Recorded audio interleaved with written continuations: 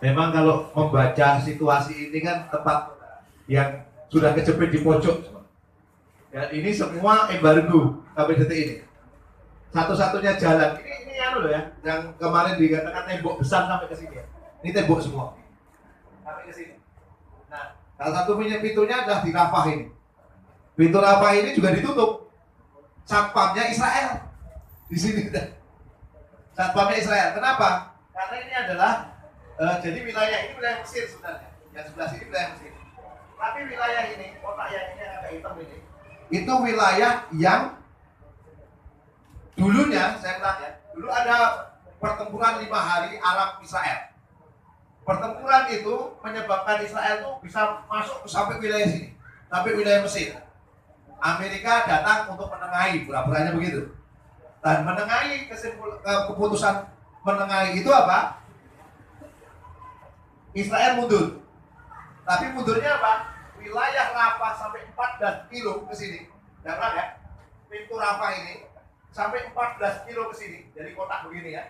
14 kilo, radius panjangnya 14 kilo. Itu harus otoritasnya Israel. Luar biasa kan? Saya ulang ya. Ini wilayah Mesir. Tapi 14 kilo dari pintu Rafah ke sini itu otoritasnya Israel. Maknanya apa? Pintu Rafah ini haknya siapa? Haknya Mesir atau haknya Israel? Kalau menurut keputusan itu? Israel. Haknya Israel. Detik ini.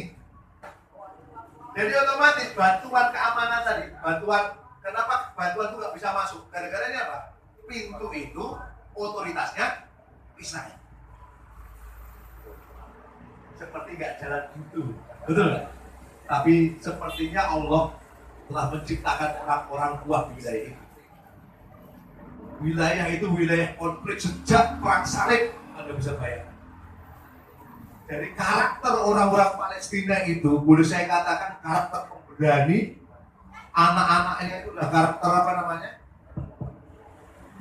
Karakter yang betul-betul kepahlawanannya sudah luar biasa. Walaupun mereka menangis, tapi mereka tetap bertahan dan bertempur di wilayah tersebut. Takbir. Luar biasa. Jadi sepertinya Allah telah memberikan karunia pada masyarakat Palestina itu jiwa-jiwa kepahlawanan. Betul-betul mereka itu siap bertahan demi Islam. Mereka siap bertahan demi isu Islam wal muslimin. Ini yang luar biasa pada negeri itu. Padahal, saya kemarin baru membahas juga mengapresiasi tentang bagaimana perang salib.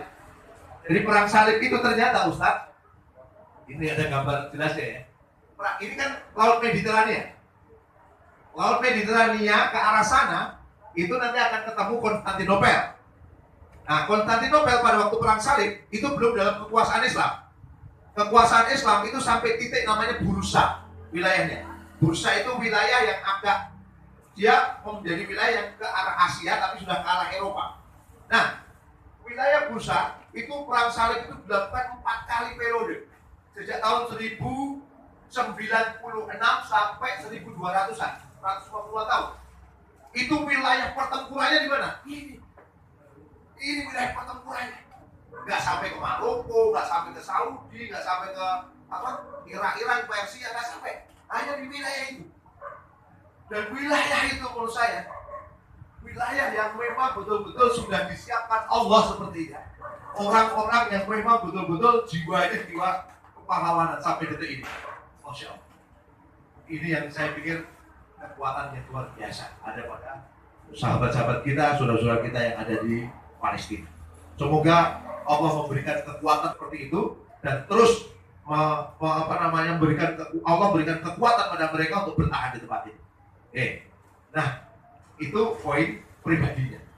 Nah, kembali bagaimana ini kita bicara satu-satunya sekali. Jadi saya ulang ya, tidak ada cara lain satu-satunya tegak khilafah. Makanya saya dorong teman-teman jangan ragu-ragu untuk menyuarakan khilafah ini. Dan mimpi mereka ini tidak ada hadisnya, tapi mimpi mereka orang-orang Palestina yang akan menyelamatkan mereka itu adalah pasukan yang mengibarkan panji-panji hitam dari timur, dan sepertinya itu adalah kita. Itu adalah orang-orang yang ada di timur jauh. Dan wilayah di timur jauh ini satu-satunya wilayah yang belum dikasih Allah kesempatan untuk memimpin dunia. Dan bisa jadi cikal bakalnya adalah di antara kita ini. Dan saya membaca peluang tegaknya khilafah di Indonesia itu cukup besar. Mari kita suarakan. Dan jangan pernah berhenti bersuara kepada siapapun, kepada anak-anak muda, Gen Z, milenial, kepada siapapun untuk segera menegakkan ini sebagai kekuatan penuh yang akan menghantarkan pertolongan Allah kepada kaum muslimin di Palestina. Dan mereka betul-betul berharap. Dan bila kita kebetulannya, gitu lah ya. Itu yang dulu waktu masih damai, yang sering bantuan-bantuan apa namanya ke Palestina itu banyak dari Indonesia. Dari lebaran-lebaran ribuan bekas kantong kita yang sudah waktu aksi Palestina nyemplung di situ itu sampai ke wilayah sana. Ini luar biasa menurut saya ya, patut untuk kita bangun bersama. Dan gini, jangan pernah berputus asa akan pertolongan Allah Subhanahu wa Ta'ala. Jangan pernah berputus asa terhadap pertolongan Allah Subhanahu wa Ta'ala. Pertolongan Allah Subhanahu wa Ta'ala itu pasti. Dan yang harus kita bangun keyakinan. Dan jangan pernah putus asa. Kita harus dorong netizen Indonesia bangkit lagi seperti awal 7 Oktober 2023. Suarakan terus itu, suarakan terus itu. Jangan pernah bosan. Suarakan penegakan syariat Allah, suarakan penegakan khilafah, dan jangan pernah bosan. Karena itulah cara satu-satunya untuk melampaui batasan-batasan kita. Kapan dong, Mas Agung, pertolongan Allah itu datang? Allah menyampaikan bahwa pertolongan Allah itu sangat dekat. Yakini itu dan pasti akan datang. Nah, ini yang menjadi kekuatan kita. Kang Media. Mari kita bersama-sama melakukannya. Kalau berbicara sepertinya kita akan putus asa, tidak ada harapan. Seperti halnya Kanjeng Nabi, saya membayangkan bagaimana kondisi Kanjeng Nabi ketika dakwah ditolak oleh saudara sendiri Quraisy, oleh paman sendiri Abu Jahal, Abu Lahab. Abu Thalib walaupun mendukung tetapi hanya sebatas dukungan, tapi tidak masuk Islam. Ya, sudah datang ke Tauhid dijauhi, bahkan beliau dilempari. Dalam situasi seperti itu, pengikut Kanjeng Nabi hanya berapa? Puluhan, nggak lebih. Ya, kalau ibarat orang ini, ibarat mungkin majelis gitu ya, sudah puluhan tahun tapi yang ikut pengajian cuma 5 orang, bisa gitu. Seperti putus asa. Tapi apa yang dilakukan Kanjeng Nabi? Nggak pernah putus asa. Dan Masya Allah, dalam situasi seperti itu, Kanjeng Nabi dinaikkan melakukan Isra wa Mi'raj, sehingga suasana itu membuat beliau bangkit kembali.